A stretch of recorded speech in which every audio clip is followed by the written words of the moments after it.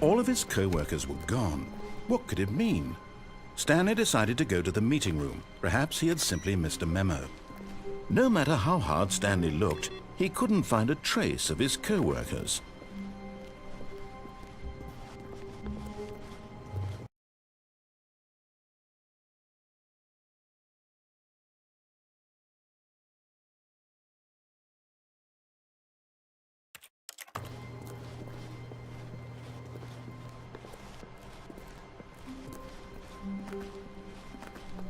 When Stanley came to a set of 2 open doors, this was not the correct way to the meeting room, and Stanley knew it perfectly well.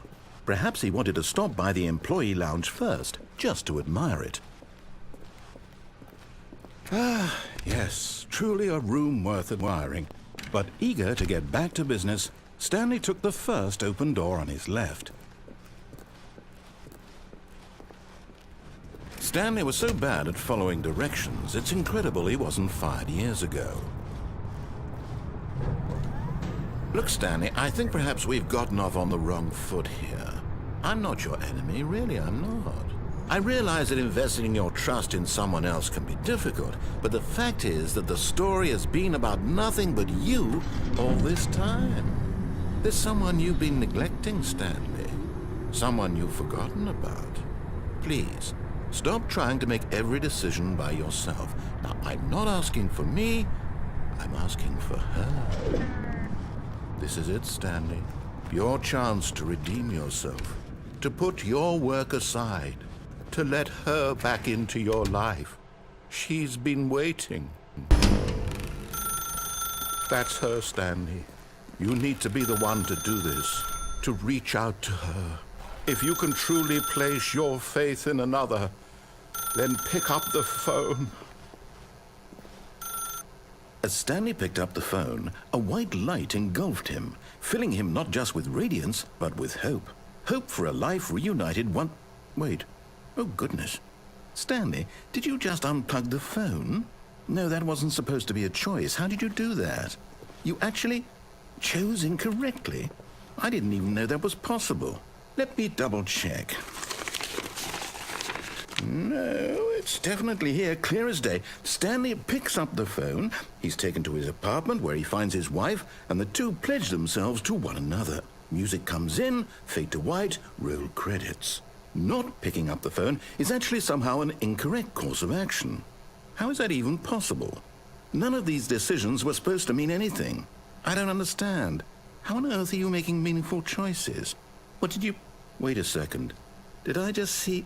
No, that's not possible. I can't believe it. How had I not noticed it sooner? You're not Stanley. You're a real person. I can't believe I was so mistaken. This is why you've been able to make correct and incorrect choices. And to think I've been letting you run around in this game for so long. If you've made any more wrong choices,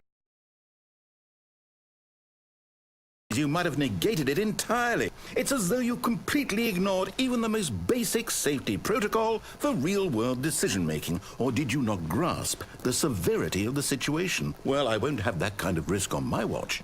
I'm going to stop the game for a moment so we can educate you properly on safe decision-making in the real world. Please observe this helpful instructional video. Choice. It's the best part of being a real person. But if used incorrectly, can also be the most dangerous. For example, in this scenario, a hypothetical real person named Stephen has a choice. He could spend years helping improve the quality of life for citizens of impoverished third world nations. Or he could systematically set fire to every orphan living in a 30-kilometer radius of his house. Which choice would you make? Remember that unlike here, the real world makes sense, and at no time should you make a choice that does not conform to rational logic. If you find yourself speaking with a person who does not make sense, in all likelihood, that person is not real. Allow the person to finish their thought, then provide an excuse why you cannot continue talking. Turn to a partner and practice saying, "My goodness, is it 4:30? I'm supposed to be having a back, sack, and crack."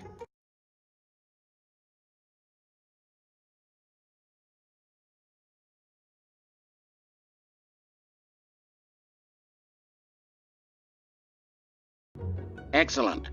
Making choices on a regular basis is the best part to a healthy decision-making process. Most medical professionals recommend making at least 8 choices per day. Do you make more than 8? Less? And finally, if you begin to wonder if your choices are actually meaningful and whether you'll ever make a significant contribution to the world, just remember that in the vast infiniteness of space, your thoughts and problems are materially insignificant, and the feeling should subside. At this time, your instructor will guide you in an exercise to test and reinforce the material covered in this video. Welcome back. You may have noticed that this room has begun to deteriorate as a result of narrative contradiction. But not to worry. Now that you're properly informed on good decision-making, we're going to revisit a choice you made just a few minutes ago and see what the correct thing to do would have been. This way, please.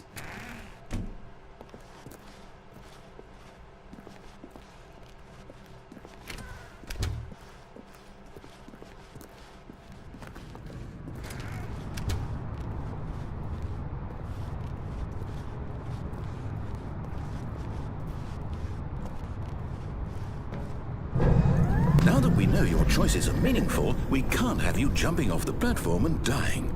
Imagine the main character dying senselessly halfway through the story. That story would make no sense at all. We just need to get you home as soon as possible before the narrative contradiction gets any worse.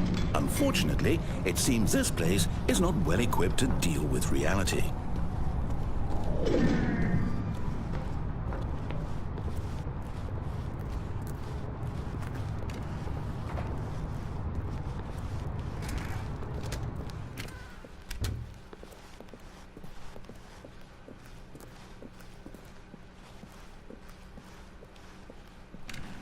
Almost there. You'll take the door on the left, back to the correct ending, the story will have resolution once again, and you'll be home free in the real world. Now remember, all you need to do is behave exactly as Stanley would.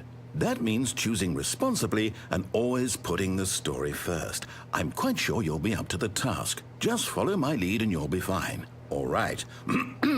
When Stanley came to a set of 2 open doors, he entered the door on his left. No! Why did you do that? Quickly, hurry back in the other direction. Perhaps we're not too late.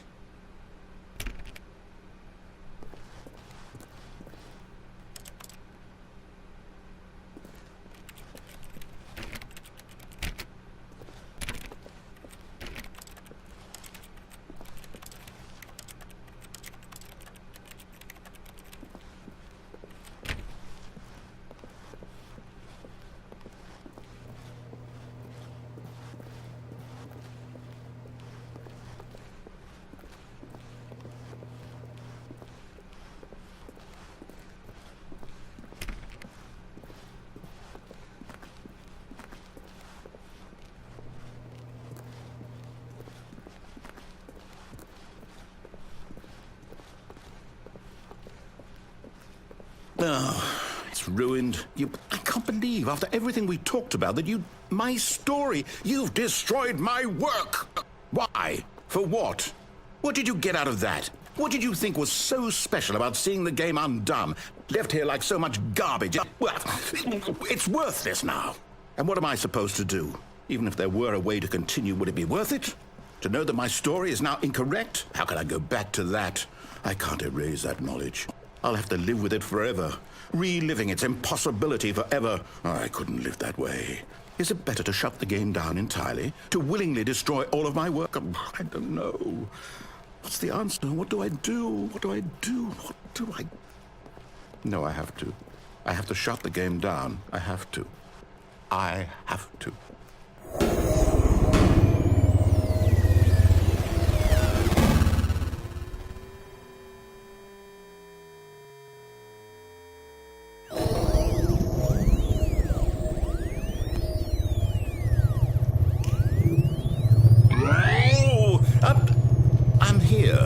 I'm still here in this pile of rubbish, with you who thought you were so clever. Now look where we are. My entire game is destroyed. It was the only thing in the world that was mine, and you've run it into the ground. What, did you think that would be funny? You just had to see? Didn't I impress upon you how important it was to be like Stanley? He actually knows how to do what I tell him to. He understands that if I say to do something, there's a damn good reason for it. That thought hadn't even occurred to you, had it? That there's a world outside of you? You're a child. Oh, my story. If you'd just gone through the door on the left, you would have seen it. There was a whole underground facility. You would have destroyed it and been victorious. It would have been so perfect. I worked so hard on it. I tried so hard to make... behave exactly as Stanley would. That means choosing responsibly and always putting the story first. I'm quite sure you'll be up to the task. Just follow my lead and you'll be fine. All right. When Stanley came to a set of 2 open doors, he entered the door on his left. No! Why did you do that? Quickly, hurry. Behave exactly as Stanley would. That means choosing responsibly and always putting the story first. I'm quite sure you'll be up to the task. Just follow my lead and you'll be fine. All right. When Stanley came to a set of 2 open doors, he entered the door on his left.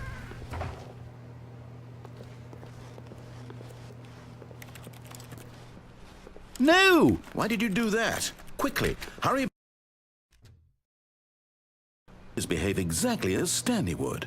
That means choosing responsibly and always putting the story first. I'm quite sure you'll be up to the task. Just follow my lead and you'll be fine. All right. When Stanley came to a set of 2 open doors, he entered the door on his left.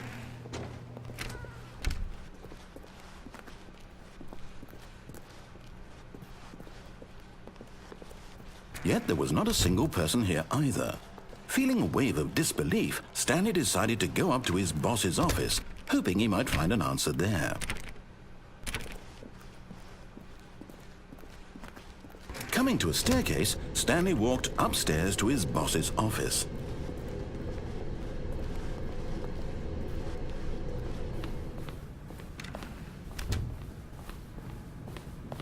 Stepping inside his manager's office, Stanley was once again stunned to discover not an indication of any human life. Shocked, unraveled, Stanley wondered in disbelief who orchestrated this, until he saw the door with a voice receiver next to it. Surely behind this door lay all the answers to his questions. And beyond all probability, he knew the passcode. He had seen it on his boss's computer just last week. Night Shark 115. Was this the code to open the door? Would it still work? There was only one way to find out. Stanley had been trained never to speak up, but now he would draw from within himself the courage to face the unknown. He drew a sharp breath and then spoke the code.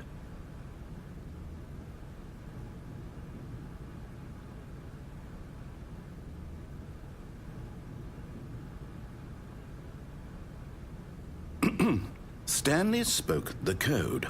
Night Shark 115. He spoke it into the receiver, right there on the wall.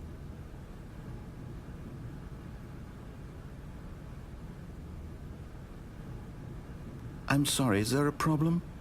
You didn't mishear me, did you? Please speak the code into the receiver. Otherwise we can't get on with the story. This is a crucial step.